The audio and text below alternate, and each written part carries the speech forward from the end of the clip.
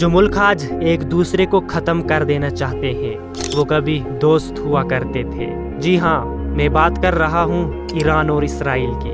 صرف پارٹنرز ہی نہیں بلکہ اسرائیل کی انٹیلیجنس ایجنسی موساد ایران کے سواق کو ٹریننگ دیا کرتی تھی، سیکرٹ آپریشنز ہوا کرتے تھے۔ اور اتنا ہی نہیں بلکہ جس نیوکلیئر پروگرام کی وجہ سے آج جنگ ہو رہی ہے، یہ تو اسرائیل اور امریکہ نے مل کر ایران کو گفٹ میں دیا تھا۔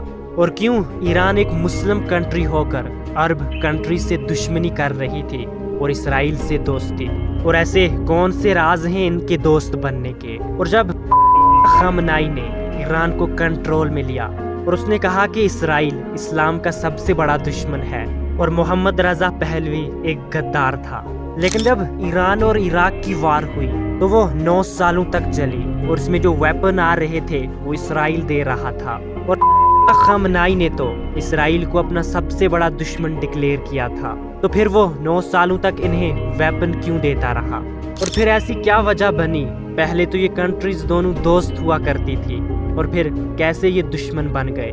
تو ویڈیو کو اینڈ تک ضرور دیکھنا کیونکہ لاسٹ میں سچ آپ کو حیران کر دے گا۔ دیکھو، ایران اور اسرائیل دو ایسے دیش ہیں جو جیوگرافیکلی تو دور ہیں، ریلیجن الگ ہیں، کلچر الگ ہے، لیکن پھر بھی ایک وقت تھا جب یہ دونوں ایک دوسرے کے سب سے قریب ہوا کرتے تھے۔ تو اس کو سمجھنے کے لیے ہمیں تھوڑا پیچھے جانا پڑے گا، جب مڈل ایسٹ بالکل الگ تھا۔ یہاں پر پہلے آٹومن امپائر یعنی سلطنت عثمانیہ کا راج تھا، جو 1922 میں ورلڈ وار 1 کے دوران ختم ہو گیا، اور پھر یہاں پر آیا برٹش راج اور عرب نیشنلزم بڑھ رہا تھا، اور جہاں پر کہا جاتا ہے کہ عرب آٹومن امپائر سے آزاد ہونا چاہتا تھا اور اپنا ایک الگ ملک بنانا چاہتا تھا، اور اسی لیے انہوں نے برٹش کا ساتھ دیا اور آٹومن امپائر کو گرا دیا، اور برٹش نے ان سے وعدہ کیا تھا کہ آپ کو ایک الگ ملک بنانے دیا جائے گا۔ لیکن عرب اور برٹش کے علاوہ اس ریجن میں ایک ایسی سائیڈ بھی تھی جنہیں عرب سے کوئی لگاؤ نہیں تھا، اور وہ تھا ایران۔ اور کہا جاتا ہے کہ اس وقت میں ایران ایک پاورفل ملک تھا اور وہ عرب کو کم سمجھتا تھا۔ ایران کے شاہ محمد رضا پہلوی کو لگتا تھا کہ اگر عرب کے سارے ملک ایک ہو گئے تو وہ ایران کے لیے خطرہ ہو سکتا ہے۔ دیکھو، ایران شیعہ مسلم ہے اور عرب سنی مسلم ہیں، تو یہ دونوں ہی مسلم، لیکن اگر ہسٹری میں دیکھا جائے تو ان دونوں کے بیچ ایک خاموش مقابلہ چلتا رہا ہے کہ اسلام کو کون ریپرزینٹ کرے گا۔ ایران کے شاہ محمد رضا پہلوی کو ڈر تھا کہ کہیں سنی مسلم کا انفلوئنس بڑھ کر ایران تک نہ پہنچ جائے، اور اسی وجہ سے وہ عرب سے دور رہنا چاہتا تھا۔ دیکھو، 1948 میں یونائٹڈ نیشنز نے اعلان کیا اور اسرائیل وجود میں آیا، لیکن اسرائیل کے وجود میں آتے ہی عرب کنٹریز کو لگا کہ یہ تو فلسطین کے ساتھ دھوکا ہوا ہے، اور انہوں نے اسرائیل پر اٹیک کر دیا، جہاں یہ جنگ اسرائیل کے وجود کے لیے خطرہ بنی، لیکن دوسری سائیڈ پر ایران کے لیے عرب سے دور رہنے کے لیے ایک پرفیکٹ موقع تھا۔ دیکھو، اسرائیل چاروں طرف سے عرب کنٹریز سے گھرا ہوا ہے، تو اسرائیل کو لگا کہ ہمیں ان عرب کنٹریز میں کسی نان عرب کنٹری کو اپنا دوست بنانا پڑے گا، اور اس ریجن میں ہی ایک ایسا دیش تھا جو بہت پاورفل تھا اور نان عرب کنٹری تھی، اور وہ عرب سے دوری بھی رکھنا چاہتے تھے۔ اور پھر اسرائیل کے پہلے منسٹر ڈیوڈ بن گورین نے ایک اسٹریٹجک پالیسی بنائی جسے پیرافیرل ڈاکٹرین کہا جاتا ہے، اور اسی پالیسی کی وجہ سے ایران اور اسرائیل دوست بنے۔ لیکن یہاں پہ آپ کے من میں ایک سوال آیا ہوگا کہ ایران تو ایک مسلم کنٹری ہے، تو وہ پھر اسرائیل کا ساتھ کیوں دے رہا تھا؟ تو اس کے پیچھے بھی 3 بڑے ریزن ہیں۔ پہلا یہ کہ شاہ اپنی مونارکی کو اسٹرانگ بنانا چاہتا تھا، وہ ایران کو ایک ماڈرن پاورفل انڈسٹریل اسٹیٹ بنانا چاہتا تھا، تو اس کے لیے ایران کو ایڈوانس ٹیکنالوجی کی ضرورت تھی اور وہ صرف اسرائیل دے سکتا تھا۔ دوسرا، ایران کو ایجپٹ کے جمال عبد النصار کا ڈر تھا، جو عرب نیشنلزم کا پرچم لہرا رہا تھا۔ شاہ کو لگا کہ شاید اس کا اگلا ٹارگٹ ایران ہو سکتا ہے، اور اسی لیے ایران نے اسرائیل سے دوستی کر لی تاکہ یہ اور پاورفل بن جائیں۔ لیکن تیسری اور سب سے بڑی وجہ تھی، ایران امریکہ کے قریب جانا چاہتا تھا، کیونکہ اسرائیل اور امریکہ کے ریلیشن اچھے تھے، اور اگر ایران اسرائیل سے دوستی کر لیتا तो खुद बखुद अमेरिका के पास चला जाता। और कहा जाता है कि शाह ने एक ऐसी मिलिट्री बनाई थी जो शाह के खिलाफ जाते थे वो उन्हें मार देते थे, और इस मिलिट्री को सवाक कहा जाता था। और आपको सुनकर हैरानी होगी कि ईरान के सवाक को इसराइल की मुसाद ट्रेनिंग दिया करते थे। तो ये सिर्फ आप दोस्त नहीं थे बल्कि एक पावरफुल अलायंस था। जैसे मैंने कहा कि इसराइल की इंटेलिजेंस एजेंसी मुसाद ईरान के सवाक को ट्रेनिंग दिया करती थी, स्पाइज एक्सचेंज होते थे, सीक्रेट ऑपरेशन प्लान होते थे, और इसराइल ने ईरान को वेपन दिए, फाइटर पायलट ट्रेनिंग दी और न्यूक्लियर रिसर्च में भी हेल्प की। और ये सब कुछ अमेरिका के सपोर्ट के साथ हो रहा था क्योंकि अमेरिका भी ईरान को स्ट्रांग बनाना चाहता था। और 1957 में अमेरिका के प्रेसिडेंट ने ऑटम्स फॉर पीस निकाला। इसका मतलब कि अमेरिका के एलाइज को न्यूक्लियर टेक्नोलॉजी देना था, और अमेरिका ने ईरान को न्यूक्लियर रिसर्च रिएक्टर 1967 में दिया जो तेहरान यूनिवर्सिटी में लगाया गया। और उस वक्त इसराइल के साइंटिस्ट्स ने ईरानियन न्यूक्लियर साइंटिस्ट्स को ट्रेनिंग दी जिन्हें आज चुन चुन कर मारा जा रहा है। और ये दोस्ती सिर्फ मिलिट्री तक नहीं थी बल्कि इकोनॉमी इस दोस्ती का एक मजबूत हिस्सा था। देखो, जब अरब कंट्रीज ने इसराइल को ऑयल देने से मना कर दिया, बॉयकॉट कर दिया, तो ईरान ने इसका एक सीक्रेट सोल्यूशन दिया जिसे कहा जाता है इलात अश्कुलेन पाइपलाइन।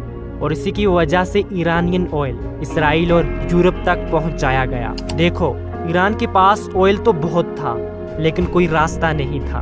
अगर ये ऑयल कंटेनर्स पर्शियन गल्फ से लेकर रेड सी में ले जाते और फिर स्विस कैनल, तो फिर ये इसराइल पहुंच सकते थे।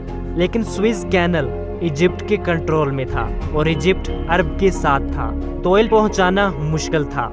और अगर जमीनी रास्ता देखा जाए तो इसमें भी अरब कंट्रीज थी, इसका मतलब जमीन से ले जाना भी मुश्किल था।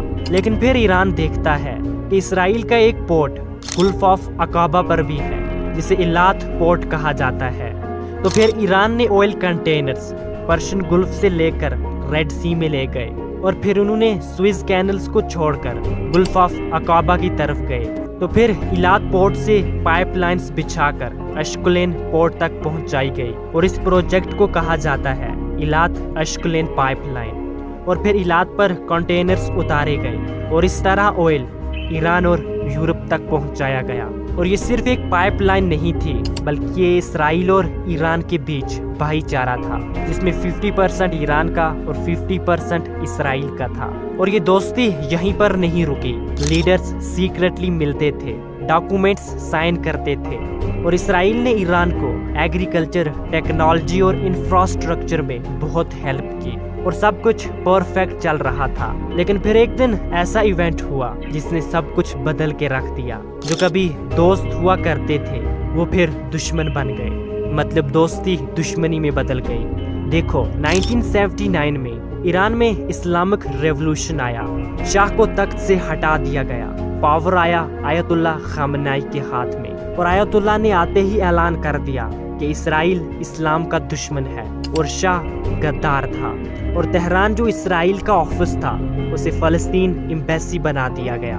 और आपको लगता है कि ये स्टोरी यहीं पर खत्म हो गई, लेकिन असली ट्विस्ट अभी बाकी है। देखो, 1980 में यानी एक साल बाद ईरान और इराक की वार शुरू हो जाती है और शॉकिंगली इसराइल सीक्रेटली ईरान को वेपन भी सप्लाई करता है और ये जंग 8 साल तक चलती है और वेपन इसराइल ही देता रहा। लेकिन क्यों?